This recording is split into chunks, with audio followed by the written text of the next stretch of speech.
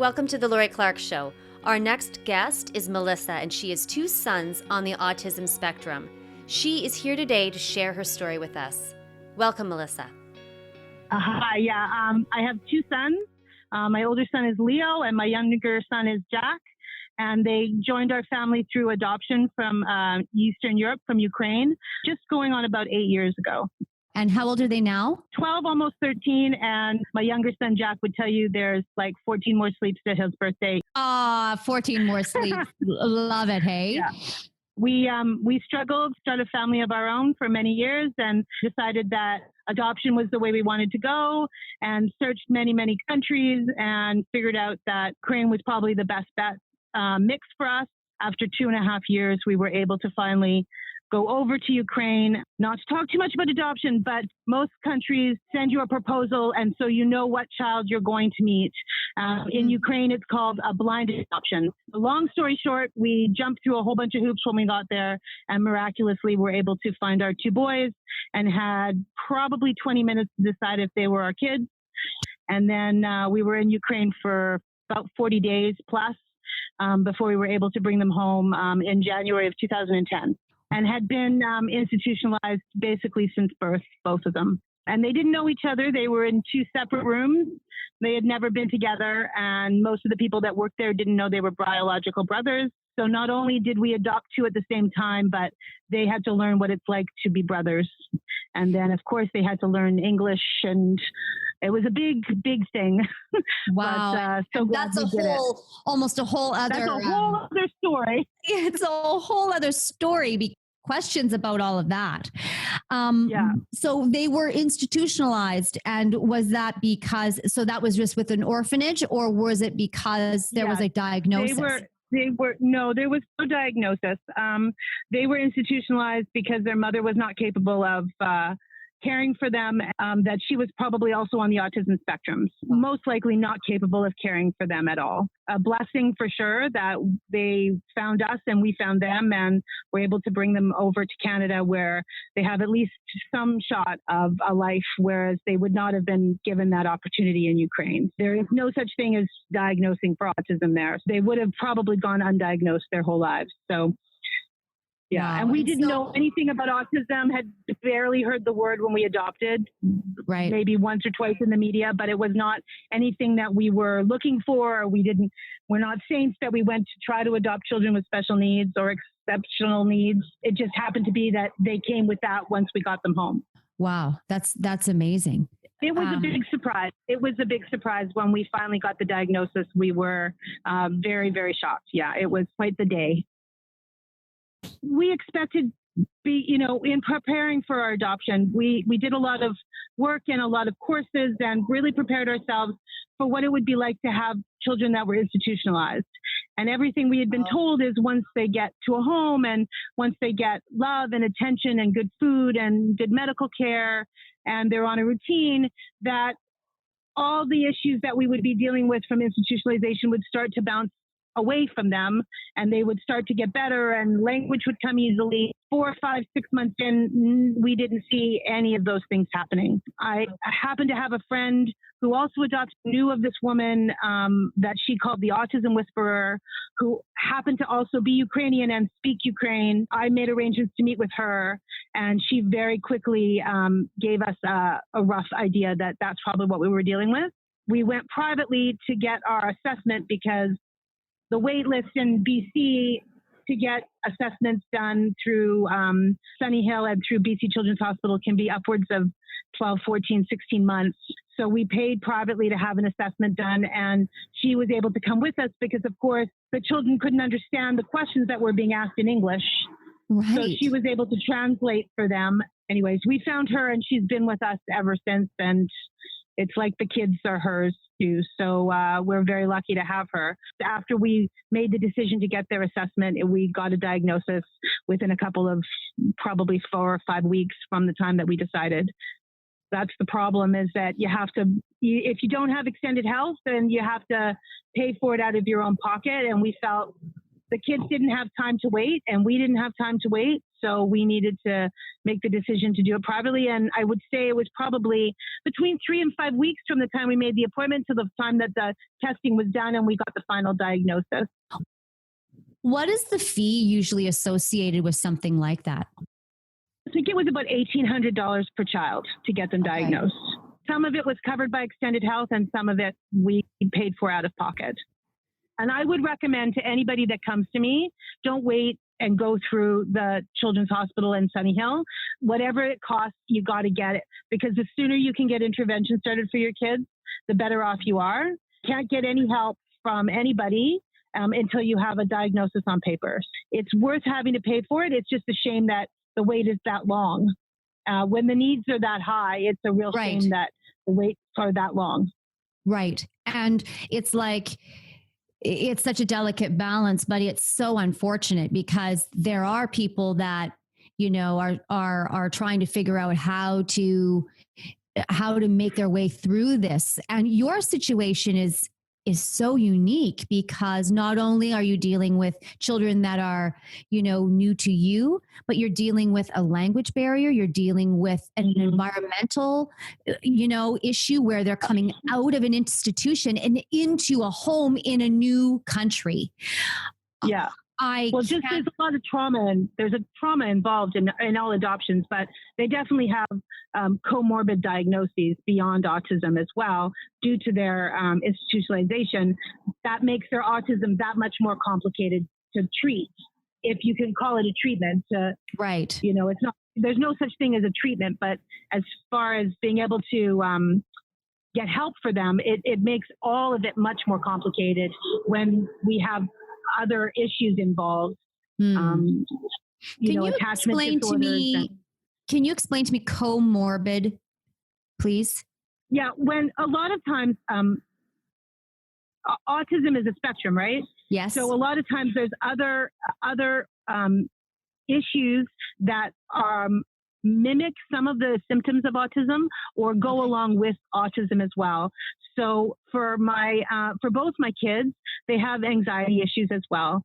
That is potentially from their institutionalization, but made more complicated because we're dealing with trying to treat those anxiety issues with their autism, which makes it more complicated. Both my kids have reactive attachment disorder, which means they have a hard time because they never learned to attach to a parent. And then autism also makes attachment to humans, to people, more complicated because of all the autism stuff. And then on top of that, my older son has PTSD from being institutionalized, right? So all these things go side by side with their autism and makes treating all of them that much more complicated in order to give them the best quality of life, which is obviously what we're trying to do, right? Right. Yeah. Wow. Yeah. We got the diagnosis and immediately, I think within 24 hours, had set up with our consultant who was helping us with our assessment, that she would start that. And we started immediately an ABA program in our home. Both boys had 40 plus hours of ABA treatment in their home. She also had a preschool and eventually a homeschool program where they had constant ABA, as much as we could possibly cram in as we could until such time as, unfortunately, her organization had to shut down due to lack of funding because there's never enough money. And now they've transitioned into public school, which has come with its own challenges, for sure. Because the public school system is really not, as much as they try, they are not set up to deal with children with high needs like mine. So we struggle for sure there as well to try to get them access to an equitable education and give them as much chances as they can get. Reading and writing is low on the priority list. And when you hired this consultant, was this covered or was this through your own private funds? No. Well, we have in BC, Autism Funding Unit of BC pays $22,000 a year until the such time as the child is 6 years old. So we access our funds to pay for all of our consultants' wages and all of our BI wages, which is our behavior interventionists that work with our children. Plus, it's supposed to cover equipment such as iPads, which they used for augmentative communication devices, because at the time, especially, neither of them had the ability to communicate verbally at all. And then at 6 years old, that $22,000 goes down to $6,000 because they expect the school system to pick up the slack. Okay, so when they really need iPads, like that 22,000 should be from 6 to 18 rather than it should never end. It should never end. The older they get, the more they need. You know, it's different when I'm paying somebody who is a student at school and they need hours so that they qualify to move up and get further education, and I can afford to pay them, minimum wage or slightly higher than minimum wage. But now I'm dealing with needing people that are so highly trained that it's upwards of $30 and $40 an hour to keep people working as a part of my home team. And $6,000 a year does not cover much of that. And to also have to pay my consultant, who is, integral, like nothing in my home program works without the right behavior consultant. She's the one that writes the program. She's the one that oversees everything. And if I don't have the right one, then everything falls apart, right? It is completely unmanageable. The whole system is completely unmanageable. I should not have to spend anything out of my own pocket to treat a medical condition. This is the problem. This is the problem. If my children had, God forbid, if they had cancer, I could take them to the hospital and know that they would get treated. But this is a lifelong condition. They will never outgrow it. They will never be cured from it. They will never be well from it. They will struggle with it long past me being gone. Right. And that's the worry every single day is, how will I pay for their care, for their support long after I'm gone? Who am I going to trust them to, right? This is the struggle. This is the concern every single day. And this is why we need they're children for such a short amount of time. Right. And adults for so much longer. We need to throw as much money as we can towards the situation to get them as much help as we need from as early an age as you can possibly get a diagnosis. And then I think this is a good distinction, Melissa, that they are kids for a short period of time and they are adults for a longer period. I think that is a very crucial point that you're making. Yeah. Yeah. It's logic, and it doesn't seem to me that there's a lot of logic here. People who are trying to balance the budget that are making these decisions. Right. But if you think about it in the long term, you pay for it up front now and give the child and the family the best opportunity they can possibly have for a good life, or you pay for it in the long run, because 1 in 66, my children's peers will be paying for their upkeep through taxes for a long time. And so will their children and their children's children. More and more kids will be diagnosed. This is an epidemic. And what are all these adults going to do? You're just going to put them in an institution and lock them away in the hopes that nobody has to see them? They need to be participating members of society, right? When they turn 19, they have to do something, right? So that's why I think it's crazy that we don't, why aren't I getting paid to stay home and do therapy with my kids all day long? That's a good why point do I have to turn it over to somebody else, right? I should not have to give up my 40 hours of ABA a week because they turn 6 and they go to public school. Right. I should have help all the time in my house. This is their life. Yeah. We need to do something to support for their whole life. Their whole life, and give them a sense of community and give them a sense of purpose in their lives, right? They should be happy, well-adjusted people, right? That can contribute on whatever level they can contribute. I don't think that's the big picture or anybody that doesn't deal with autism on a regular basis in their lives has any idea of. Right. And I think this is a lifelong condition. What is your the daily life of you wake up in the morning and what happens? Well, most nights we don't wake up in the morning. Most nights my older son, Leo, has struggled with sleep from day one. So I'm lucky if he and I get more than 4 hours a night. So very little sleep. You are personally running on 4 hours of sleep a night, and you have been for how long? About 8 years. The first 2 years he came home, he slept less than 2 hours a night. So it was pretty horrendous exhaustion. We have a very strict sleep routine, and some nights it works and some nights it doesn't work. I've slept on the couch for the last 2 years because he's a flight risk. Every door and every window in my house is locked, double locked, triple locked, because he's an escape artist and he will leave. He has no concept of where he is or that it's wrong. He'll leave in his bare feet. We've had to call the police numerous times when he's gotten out of the house. I sleep on the couch so that if he were to try to get out of the house, I could hear him. So that's sort of how our day starts. Leo is, for the most part, nonverbal. He doesn't really have any ability to communicate with us other than for demanding for his needs. I want iced tea, I want milk, I want to go for a car ride, and that's about the amount that he could communicate with us. Wow. He's going on 13, developmentally he's about 18 months. He's profoundly affected by autism. So in the mornings, it's a bit crazy depending on how much sleep everybody's had. If we're exhausted, and one of us has to be up in the middle of the night because otherwise it wakes up my younger son, who then also doesn't sleep. And then we've got two kids with no sleep. And Jack is a much better sleeper. He's a much better sleeper, but Leo can be quite disruptive in the middle of the night, and he could wake up the whole household, and then it's hard to get everybody back to sleep. Sleep disorders are a symptom of autism for sure. So it goes part and parcel with his condition. Jack he's not as severely affected, although he was completely nonverbal until he was about 6 years old. And then he slowly started to talk, and he does talk now, and is talking more and more every day.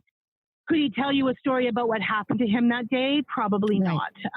But he's higher functioning than Leo, but I would still say he's on the moderate to extreme side of autism as well. 2 kids up and out the house for school.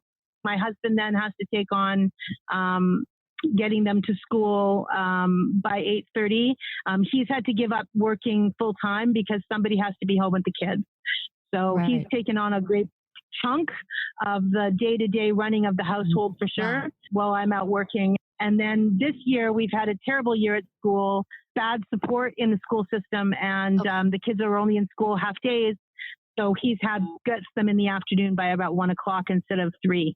They had some bad behavior issues this year, and the school felt they couldn't support them much past 12:30, 1 o'clock in the afternoon, even though they both have what's called bell-to-bell support. So from the second they go to school to the second school ends, they're supposed to have full-time support. One of our workers got hurt on the job from one of our sons and was off. So then we had a revolving door of subs.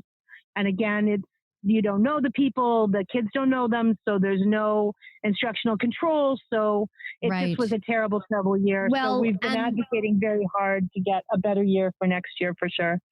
And having a revolving door of people only sets us up for failure. It will never, ever succeed because they don't know them. And why should they listen to them?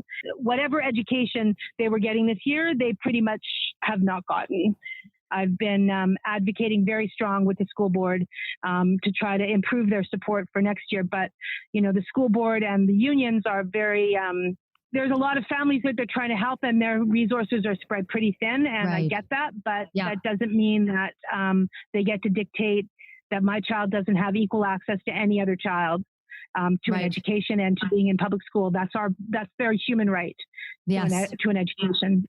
And when you're a parent to a typical child, you usually grow out of these kinds of natural development things where the baby starts to sleep through the night, you sleep through the night, and you take your child to school and they're taken care of. And sometimes they need some little bit of support, but it's not what you're talking about. And I would like to ask, and it's probably more of a delicate question to ask, but what sacrifices have both you and your husband made on, over these last 8 years?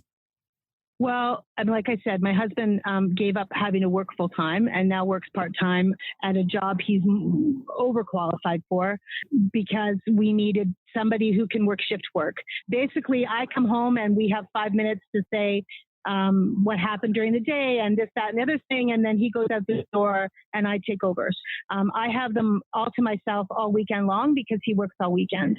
We've sacrificed our family time for sure. We've had to sacrifice vacation, any sort of improvement to our house, any treats for us or anything special for us. We're both driving cars that are 10 and 12 years old and do minimal amount of maintenance on them just to keep them going on the road, because whatever money we have is going to support the kids. We had hoped to move to a bigger house. We have to stay where we are. There's on every level, we sacrifice for what our kids need. We laughed during the adoption that all this stress and the crises that we were dealing with to try to get them to Canada would go away, and really it hasn't. Right. Every day there's some crisis every single day. We are on a constant state of alert. We have very few. Our social circle has gone down to pretty much zero. Wow. Even our own family is a challenge for our families to come to our house. It's impossible for us to bring our kids together to somebody else's house. Right. So you really do become very, very isolated in your social life. It doesn't work for very long, and you really do. You do just exist instead of having a life. We try to eke out a few hours a month where we can do something together, which is very rare. My older son is now got some out of the home respite. So 7 nights a month, he sleeps elsewhere at a care facility, which is currently under investigation. So I don't know how much longer he's going to be there. It's currently under investigation. Yeah. Oh, yeah. Well, that's not going to serve you well, is it? No. So that was able to give us 7 nights where we could all get a good night's sleep a month, and give us time with Jack, with our younger son, to be able to focus on him, because Leo really is the draw when he's home. He takes it's 24/7. They can never be by themselves in the house. We live in a split level townhouse. So wherever I am, they need to be on the same level as me. They cannot be out of my eyesight. And why is that? Because they're a flight risk? Because they're a flight risk, because they have no sense of consequence. So if they open the window and throw the iPad out the window, they have no sense that the iPad will break and we will have to pay for a new iPad. I think in the last 2 years, I've bought 7 iPads. So, and the funding, there's no more funding left to cover that. That's out of pocket. Right. Right. Would you describe that you're in a state of crisis? All the time. All the time. So would you say that crisis is your normal? That's our normal now. And that's to the point where it's almost like we also have PTSD, because you can never get out of that moment of feeling like you have to panic. Right. You can never take a deep breath and go, okay, I can put my feet up, because if I have a spare minute, I'm trying to keep my house running. I've got a laundry to do. I've got to sweep. I've got to clean. I've got to, if the kids are sleeping, I've got to be up. It's like when you have a baby, you got to be up doing. When the baby's asleep, you got to do, right? That's right. So with us, if I can eke out Leo to get a few hours of sleep, I'm usually like writing letters, doing laundry, dealing with funding issues, trying to hire staff to take care of the kids. But it's not time for you. Like, you're not going for a run. No. No. You're not doing that. No. You're basically saying, when there's time, it's filled with managing the crisis that is your absolute everyday. Absolute everyday. There is no coffee date with girlfriends. There's no movies out with friends. There's no, even renting an on-demand video at home and watching it, sitting down and watching it with my husband doesn't happen, because if the kids are sleeping, one of us should be asleep, because who knows when somebody's going to wake up. Right. So yeah, it really has put a strain on our relationship for sure. Neither one of us signed on for this. Do we love our children to death? Absolutely. Would we do it 1,000 times over? Absolutely. But it just shouldn't have to be this hard. It shouldn't have to be this hard. And like, is there coverage for you to get for your own wellness? What about your mental health? Autism funding will cover a little bit of therapy, but when I would have time to do therapy is beyond me. If you're not taking care of the caregiver can't take care of the person in need. What do you need us to understand? I need you to understand that it's not what you see in the movies. It's not just flappy hands and a little bit of speech impediment, that it is profound, and it affects every cell of their bodies, and therefore every cell of my body and our family's body. And that long after I am gone, this is what when I can't have time to sleep, this is what keeps me awake, is I don't have siblings that have children that I can leave them in the care of. So when I go, some ministry, some government agency, some lawyer is going to have to watch for the next 40 years of their life what will happen to them. My hope and pray is that my community would come together to support them and make them acceptable. You know, the looks we get when we are out in public makes you never want to leave the house. You never want to go anywhere, because people are afraid of what they don't understand. So for sure, we need more exposure to all different kinds of autism. You know, the saying is, if you've met one person with autism, you've met one person with autism. For every person in the world, there's a person with autism on some level that you will encounter. And they should be welcomed into the community with all their quirks and foibles and all their challenges. They should be welcomed into the society and embraced by society, so that I leave them to a society who will care and protect them and do what's best for them. That is, you know, my hope every single day, is that I leave them to a better world that will encourage them to participate on whatever level they can. In the beginning, I would say it was pretty unbearable to then deal with, I use this word with difficulty, with other people's ignorance, with other people's lack of understanding. You know, I developed a couple of funny quirks to try to break it up with humor, but at some point it stops being funny when you can't get your child up off Walmart's floor and you've got 30 people wondering what you're doing to this child, that you're screaming and yelling, that this child is screaming and yelling.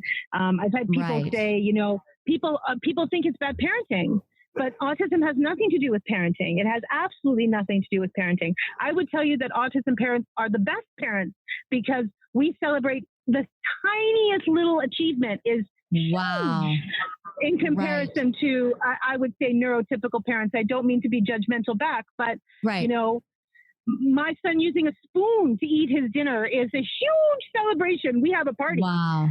So now at this point, I can't not go out.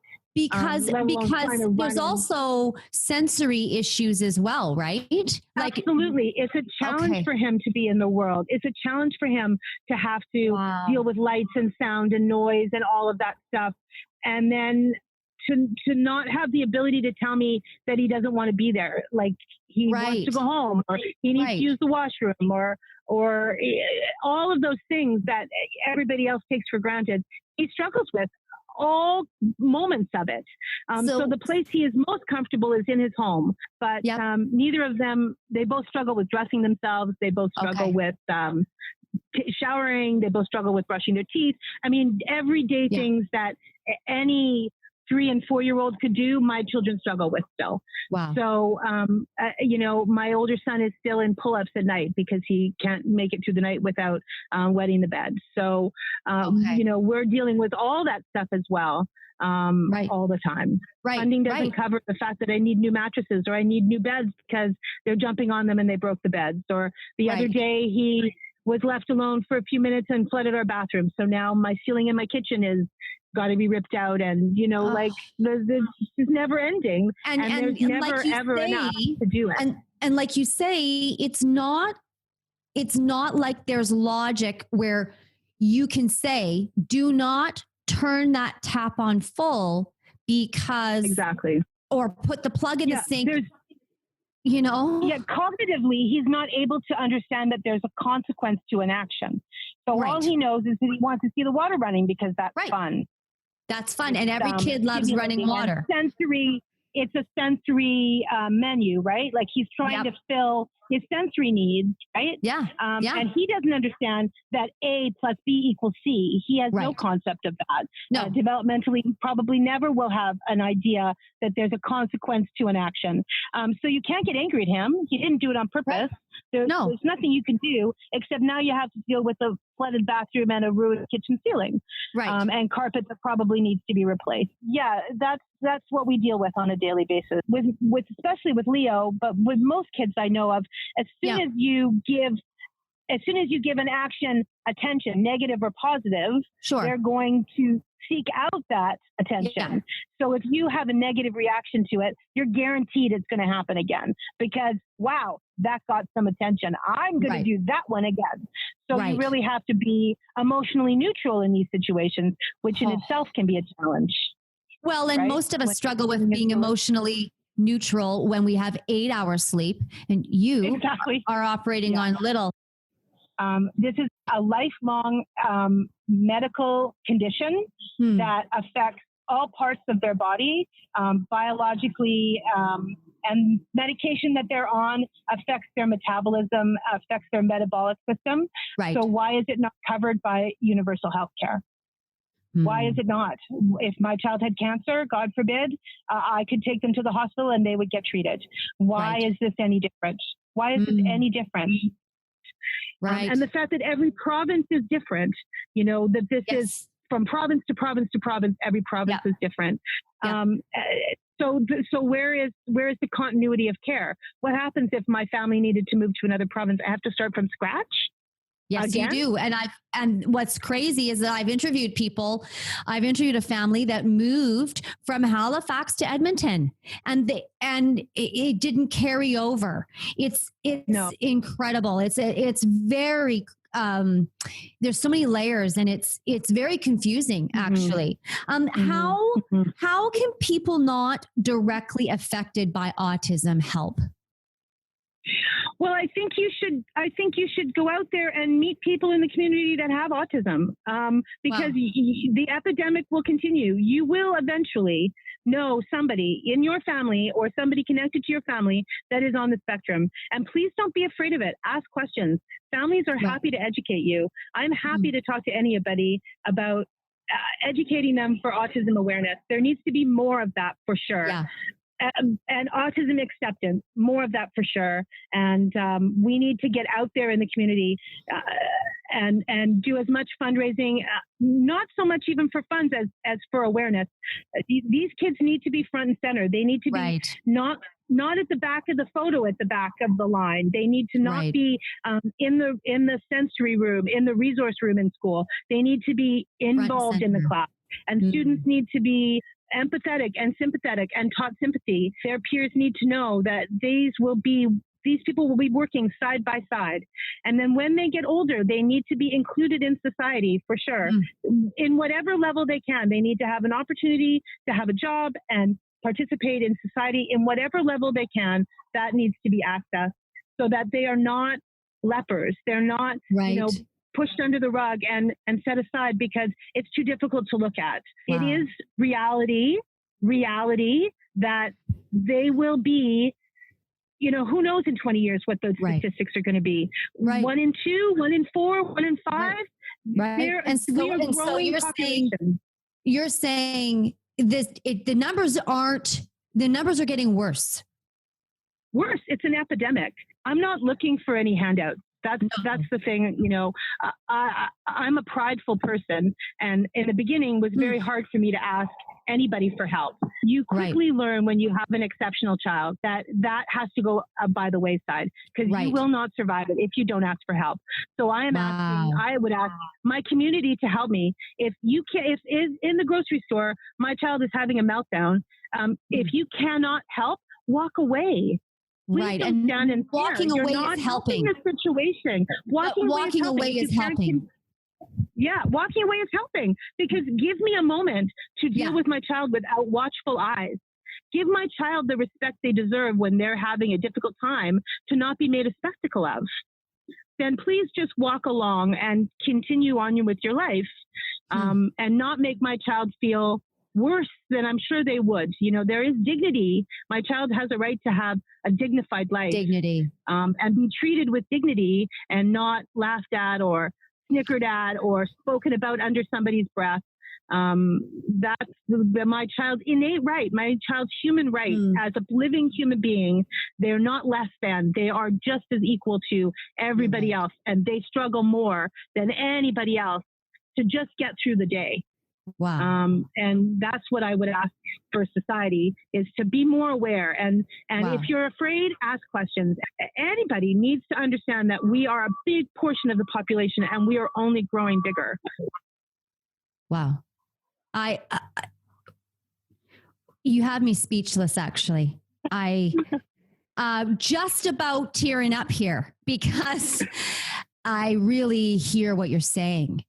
And you're not being selfish in this ask. No. You're saying, please see this.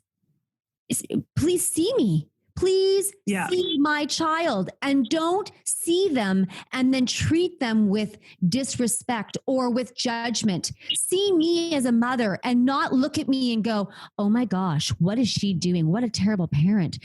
Context is king. And when you don't understand context, then you're losing out on the story. And that is what we are doing here today. We are talking about the story and the way that a story shapes who you are, and it shapes the environment, and it shapes, you know, how you move and function in the world. And for me, listening to this story, this is powerful. And I've never, in all the conversations I've had with families who have a child or children with autism, I have never had two stories that are the same. There are threats that are the same. There's crisis, and crisis is a normal, and the judgments that go along with it, and the lack of provision and the lack of nurturing that society is missing. But the one thing that is always shocking to me is the vulnerability in which families are offering to society. And this has been an eye-opener for me. And Melissa, I just want to say thank you very much for... Oh, you're welcome. Sharing. This has impacted me. You are incredibly candid, and I am glad that you didn't, mince words. We have no time to mince words. We have no time. We have to move We don't have time. We don't. No, we don't. You're These totally kids are right. only getting older. Yeah. You're These right. kids are only getting older, and they don't have time for society to catch up. So hurry up, catch up, hurry up, figure it out. Let's go. Move along. And with that, I want to say thank you. And thank you. I would like to set up another time at some point to check back in with you and see if there's been any change. Sure. I know that we are working hard on this, and I want to just commend you for your lack of sleep, for your every day. You are committed, and you did not sign up for this. And I just want you to know that no family does. And I hear you. And I think that's the message, is that I hear you. And my message to other people is, hear this story and take action in the ways that Melissa has so articulated. Man, I can't even, my words are gone at this point. Well done. Thank you, Melissa. Thank you. Thank you. Thank you for taking the time. the thing you learn fast is that you do not have all the answers. You think as a parent, you're going to have all the answers and you're going to know how to parent. You're going to read a couple of books and you're going to talk to a couple of moms and you're going to figure it out.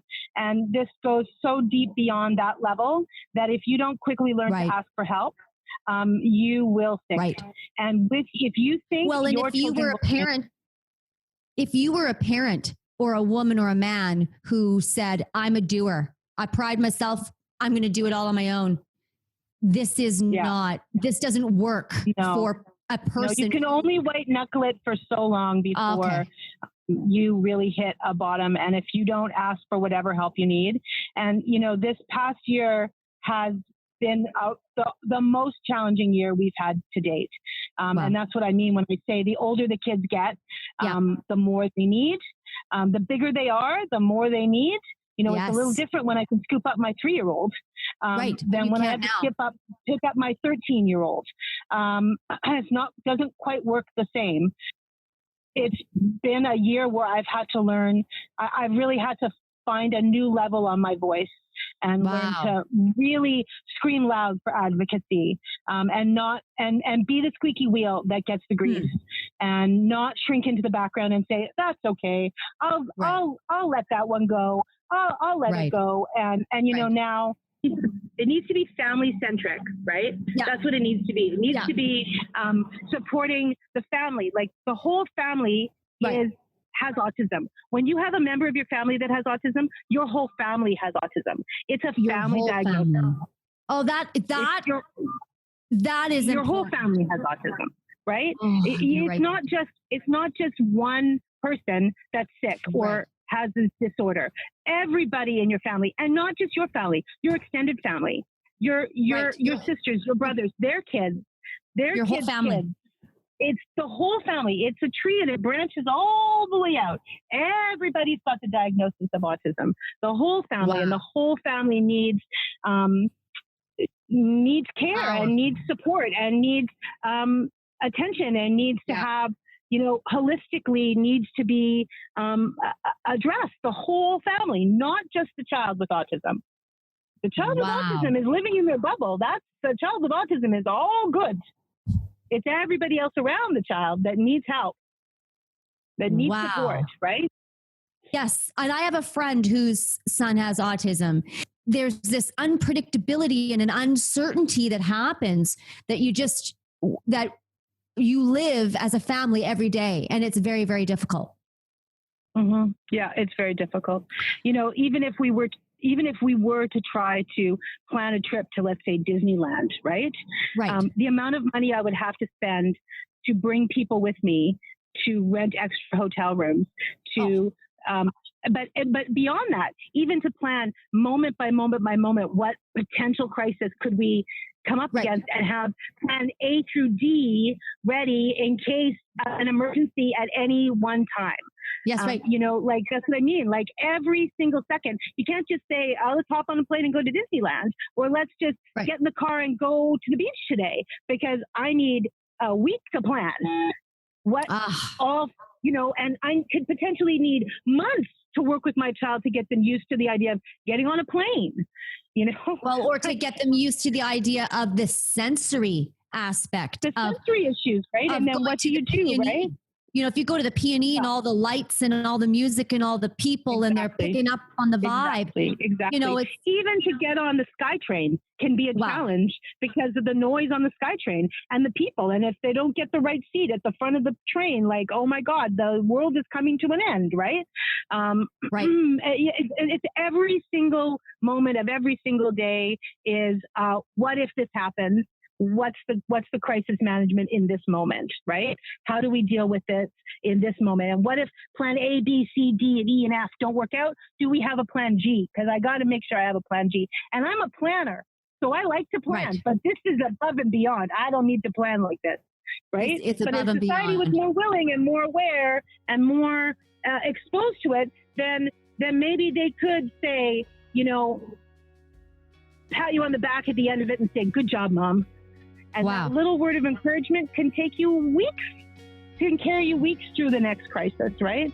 If we could be more compassionate and have more empathy like that in the world, then I have hope that these kids will grow up to be adults that can participate in their community.